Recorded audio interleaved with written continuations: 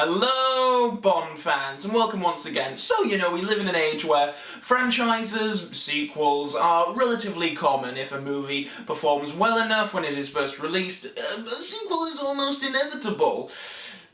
And even so, apparently, for movies that are only critically and financially moderately received. It took 8 whole years for a new Johnny English film to be released, and by 2011 many of us were asking, what's the point exactly? As I said in the previous video, the first film is a fun little movie, but it hardly set the box office alight or became an ingrained part of pop culture. I think everyone thought it was just going to be a one-off, but evidently someone cared about it enough to make another one. Maybe this means that we'll have a complete trilogy of Johnny English films by 2035. So, was it worth coming back to a character that most people didn't know or was so indifferent that they'd forgotten about completely? Is this movie's existence completely futile? Well, that's what I'll be looking at today as we watch Johnny English Reborn. The film begins with a series of mysterious shots of shadowy figures reading through the case files of Johnny English. First of all, I just have to say that I really love that the score music here harks back to the Johnny English theme from the first film.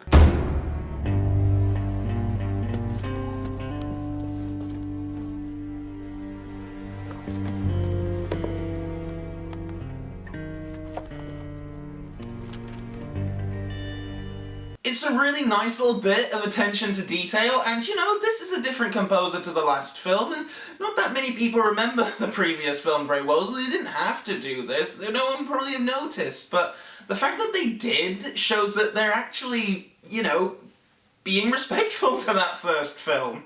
We established that until 5 years ago, English was MI7's top agent until a botched mission in Mozambique led to his dismissal and stripping of his knighthood. As penance, English, we see, has travelled to Tibet to learn martial arts. Probably something that would have been helpful for him to know something about while being Britain's top agent, but never mind. It's a curious prelude, and not something that is anything like any Bond film, but it's fun seeing Rowan Atkinson goof around on hot coals, outwit opponents, and achieve a super strength scrotum? Probably the opposite to James Bond's scrotum, which is no doubt withered and raisin-like after many decades of pumping for information. Anyway, MI7 want English back, so he travels back to London after we get a much more suitably Bondian title sequence than last time, but maintaining plenty of funniness still. Upon arriving in England, English returns to MI7's London headquarters. Please.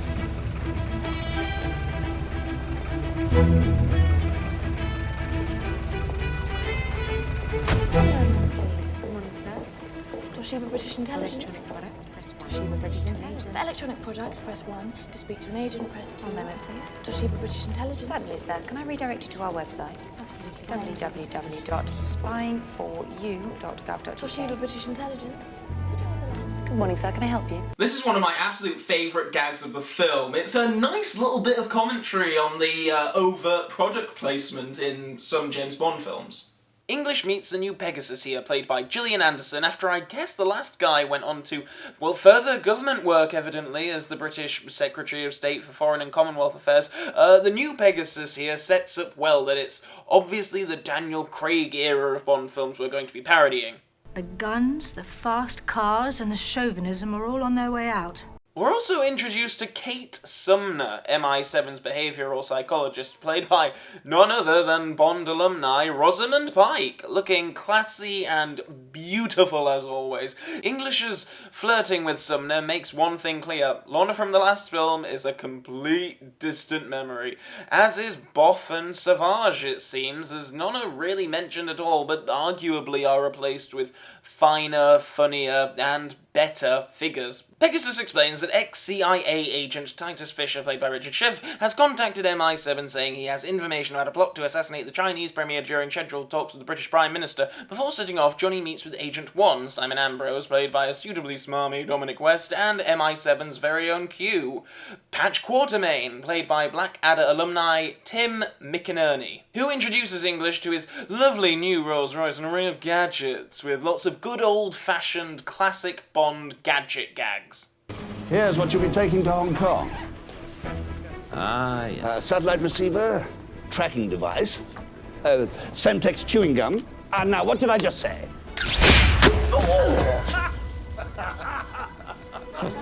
Honestly, this wouldn't be out of place at all in a Roger Moore era Bond adventure. And we're also introduced to, oh god, another introduction. That's a lot of new people to get to know in 10 minutes. Anyway, we're introduced to Colin Tucker, played by Daniel Kaluuya, who is English's junior agent, and, well, I guess this film's boss. So it's off to Hong Kong we go, a Macau casino no less, and a whole year and a bit before Skyfall was released. I mean, there are even similar shots. Is Sam Mendes a Johnny English fan by any chance? Death and fun in the casino lead English to Titus Fisher, who reveals he is a member of a group of 3 assassins called Vortex, who were involved with English's botched mission in Mozambique. Vortex holds a secret weapon which requires 3 metal keys to unlock when used together, and Fisher has one, but before he can explain further, he is shot in the back by another assassin, the Killer Cleaner, who is easily one of my very favourite things about this film. Madam, let me help you with that. Here, yes, I think you should vacate the area. There are some very dangerous people about. There we go.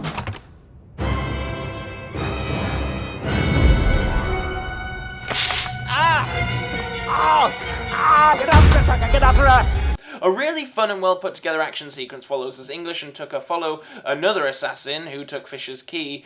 The scene displays English as very competent, actually, using common sense instead of brute force to succeed. A boat chase is even thrown in for good measure as English commandeers a posh family's yacht. Can I help? I'm commandeering this vessel in the name of Her Majesty. All righto, Wing Commander. Exciting.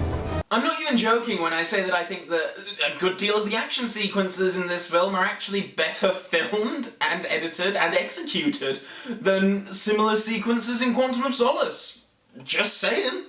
It also seems that all that training in Tibet that English did at the start of the film did him a lot of good, as he's actually really cool and successful during this sequence. Unfortunately, this doesn't stop him from losing the key to yet another assassin, prompting an embarrassing moment at Pegasus's own home later on, which ends up with English mistaking Pegasus's mother for the Killer Cleaner and proceeding to beat her in front of a party of horrified children.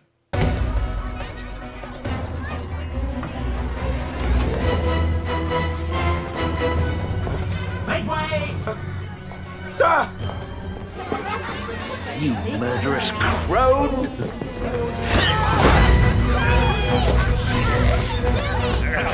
Take that!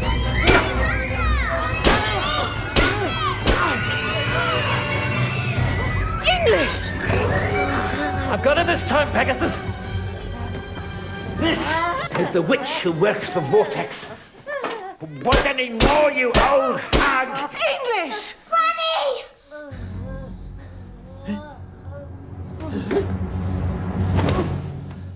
I love this scene, and I must say that the pacing of the film so far has been really super fast. This film is quite a bit longer than the previous film, but it maintains that kind of snappy briskness. Kate Sumner observes English's nervous tic whenever Mozambique is mentioned and prompts him to recall the events in a recorded therapist session. Through flashback, we see that while acting as head of security for Mozambique's president, it was English's shirking of duties that led to the murder of, well, the country's president while under hypnosis. English also recalls Fisher talking to a man called Karlenko, the second assassin in Vortex, whom English meets to play golf with. Unfortunately, though, it's not Stoke Park.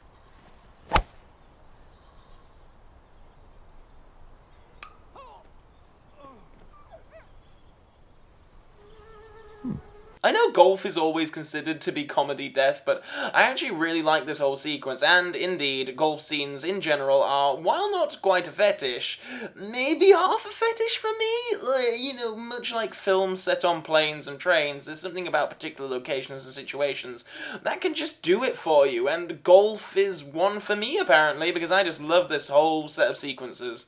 The killer cleaner appears again to fatally injure Karlenko, but not before he gives English the second Vortex key, and reveals that Vortex is made up of KGB, CIA, and MI7, meaning that there's a mole in MI7 actually working for Vortex. Right, let's take bets on who it is, shall we? Right, 1 to 4, we've got Pegasus herself, nice little filling, not much of a gamble. 1 to 2 to back Agent 1, aka Ambrose, we've got a pony on him myself. 3 to 1, it's Sumner, but would Rosamund Pike really do Turncoat Spy twice? And at 22 to 1, we have Her Majesty Queen Elizabeth herself, an outside choice, but is there a motive? Well, it looks like we'll find out sooner rather than later, as after a brief chair-fiddling-filled meeting at MI7 where it is revealed that talks between Britain and China will continue in a heavily guarded fortress in the Swiss Alps called Piz Gloria, Le Bastion, English goes for a nice dinner with Ambrose, where it becomes increasingly clear to everyone and his dog, apart from English, that Ambrose is actually the mole. Simon, I have to ask you a question. Face to face. Do you have any idea who it might be? It's funny that it's Agent 1, the 007 clone, that ends up being the baddie, but I kind of wish there was a bit more mystery about it. It's literally only 2 scenes after we learn about the mole that we find out who it is. But hey-ho, a funny scene in the bathroom is followed by Ambrose convincing English that Quatermain is the traitor. Ambrose is given the 3rd and final key and connects them to make a super key? Ambrose then tells Pegasus that English is the traitor, which prompts probably the best action sequence in the film as English is chased through London by MI7 agents on Quatermain's gadget-laden wheelchair. Heading west into Vine Street. Mobilise all vehicles.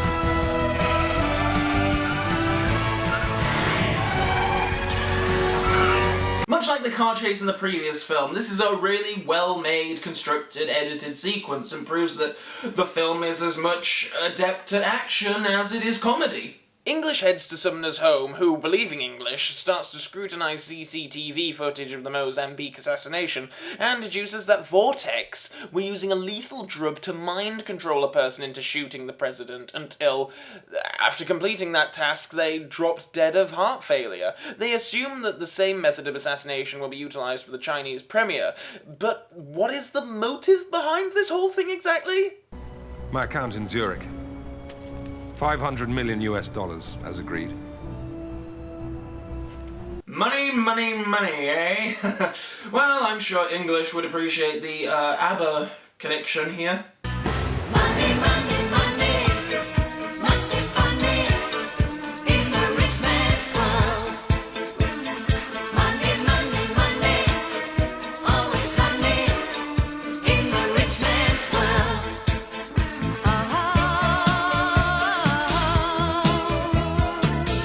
All the things I could do if I had a little money. It's the rich man's world. It's a rich man's world. There's a sweet scene between English and Sumner where Pike displays some good, dry comedic skills. You have always fascinated me, clinically. Before Ambrose comes to take Sumner away, and it all finally clicks for English that Ambrose was there in Mozambique and is the 3rd member of Vortex. The killer cleaner then once again appears to have a pop at English. She takes her character play very seriously for an assassin, it seems, getting into full costume and even hoovering a bit when she really didn't need to. I mean, it would have been more effective surely just to sneak up behind English silently and either shoot him or stab him. I don't know, maybe it's all just part of the ritual. I don't care anyway because I love this character. English escapes, of course, and then there's a really lovely scene where English tries to convince Tucker to go to Switzerland with him to take down Ambrose, and it's quite a nice dynamic between the two of them. It's got a, quite a mentor-student vibe to it, even though, God, you must have to pity anyone who has English as a mentor, but it's a really nice bit where English It's like he sees something of himself in Tucker, because Tucker is the spy fanboy in this film, whereas English was the spy fanboy in the last film. And now, I guess English, has been the thing that he aspired to be for so long, and now he, sees it in Tucker, like, yep, you're gonna be Agent 1 eventually, Tucker. Anyway, the pair head to Switzerland, with English being reunited with his old foe, the speed camera, along the way. The whole third act climax of the film has a really nice On Her Majesty's Secret Service vibe, with a healthy dose of Manchurian Candidate thrown in for good measure. Ambrose plans to spike Pegasus's redder than the reddest red found in nature drink with the mind control drug, but English gets in there just in the nick of time to drink the chemical himself. I'm intrigued, Simon. How exactly were you going to administer it?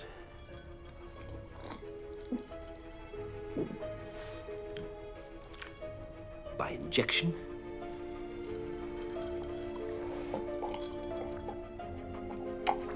Some hideous gas through the air vents?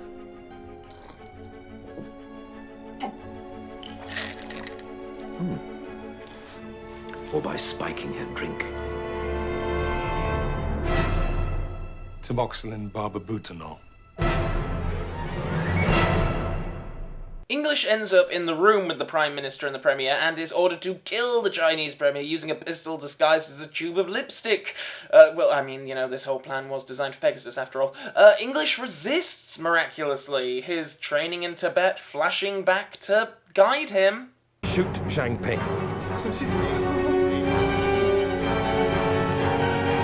Mind must be master of the body. He's resisting it. His left hand is fighting the right hand.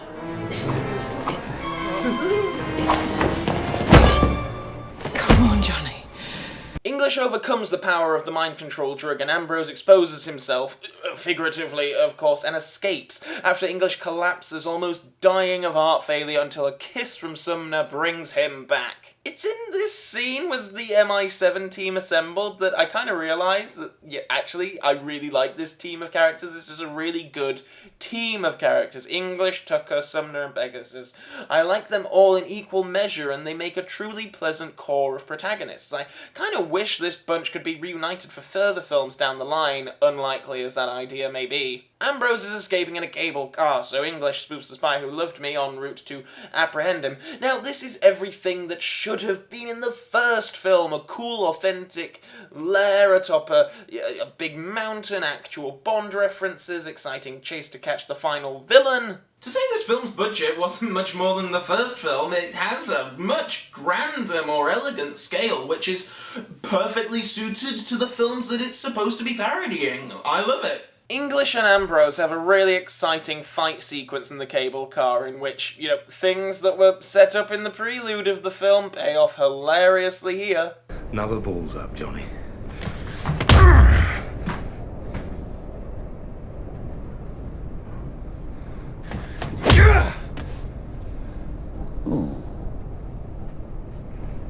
What's the matter with you?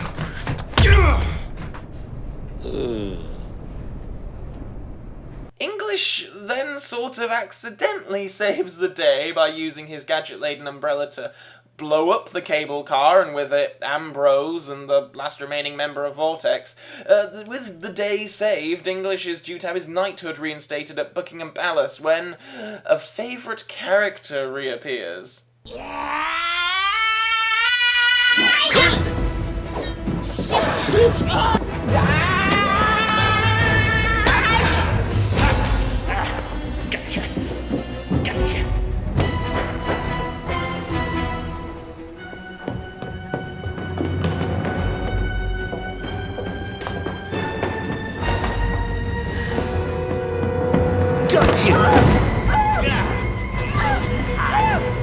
Just about had enough of you, you old cow. You're nowhere. Pegasus! English! It's her! It's the killer cleaner! Finally, I've got her! You never know when it's over, do you? Well, it's over.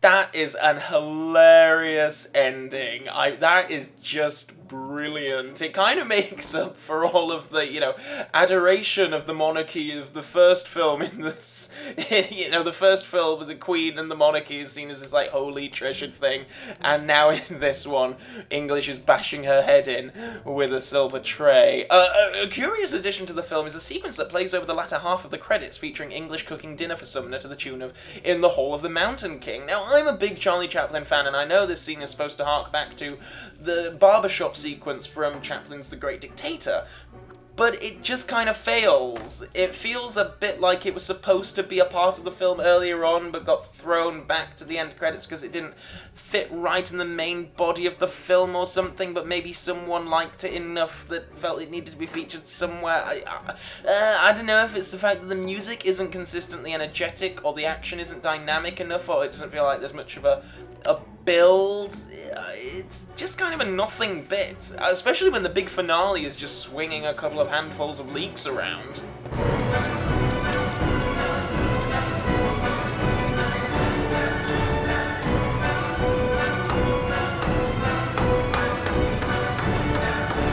I just kind of wanted and expected that it was going to build to some great comedic crescendo, but you know what, I guess I shouldn't be complaining too much. It's an extra bit of the film, and it's kind of cute. I just wish it was stronger. So that's Johnny English Reborn, and it actually is one of those rare beasts. A sequel that is better than the original. It really feels like the first film was the pilot they had to make so they could look at it, see where they went wrong, and know where to improve. A lot of my own personal criticisms of the last one were, addressed here. The scale of the film is much grander, it has a much better plot and cast of supporting characters, and above all else, it is actually a better parody of the Bond movies than its predecessor. As big a fan as I am of continuity, I actually think replacing the supporting group in the first film has improved the film tenfold. Imbruglia was fine in the first one, but she just can't compete with Pike, who has never given a bad performance. Ben Miller's Boff was a curious character for me. I never really got him or understood him. English's relationship with Tucker, on the other hand, is much clearer and sweeter, one of the highlights of the film. Gillian Anderson's natural stature gives Pegasus more prominence, and I really appreciate Tim McInerney's Quatermain character. The first English film was missing a good Q scene, and I was really grateful to have one here. But above all else, the decision to make Agent 1 the primary antagonist of the film was just inspired. Pascal Savage was a campy delight, and I loved him, but it just makes so much more sense to have English go up against, well, James Bond himself. Dominic West could easily have been cast officially as James Bond in a different universe, and it's good to see him smugging it up and charming his way around people with malicious intent here. So, what about English himself? This is the first time I've watched these two films pretty much back to back, so the differences in Rowan Atkinson's performances stood out much more, but I dare say it's a much more polished performance he gives here in the second film. He certainly plays it as older and wiser, or at least as wise as English can be, but you feel genuine empathy for him in some of the more emotional scenes, which is really lovely. Maybe that's just because the better, more polished script this time affords him those kinds of moments. English is actually quite competent throughout the film. He's bumbling, sure, and makes, he messes up and makes errors, but, he's a good driver. He outsmarts that guy on the rooftops of Macau, and his resistance to mind control at the end really proves that his time in Tibet had a pretty good effect on him. The direction feels so much better as well, not to crap on Peter Howitt's work in the first film, but it has a very mechanical workman feel to it. Not that comedy necessarily needs to be dynamically or stylishly directed. For great comedy, you can just plonk a camera down and not move it and let the performers do their thing, and it'll be hilarious. But the Johnny English films aren't just about the jokes. I mean, at the core, they are still spy stories with big action sequences, and the second film really draws you into the breakneck speed of the plot, as opposed to just rambling through the exposition as quickly as possible to get to the next gag. Johnny English Reborn is a very fine spy comedy film, and I highly recommend it. If you saw the first one and weren't too keen, then I'd say persevere with this one. Much like From Russia with Love trumps Dr. No, the second English film trumps the first. So does that mean there's a Goldfinger comparable coming somewhere down the line? Well, it doesn't look like it. It took 8 years for this sequel to come around, and Ron Atkinson is always so busy with projects of all sorts here and there and everywhere that I expect Reborn to be the very last Johnny English movie. Not necessarily a bad thing, it ends the series on a high point. So if Bond spoofs are your thing, then stay tuned until next time for a look at a very, very different kind of James Bond movie spoof, as we take a look at Sean Connery's brother's debut movie, Operation Kid Brother.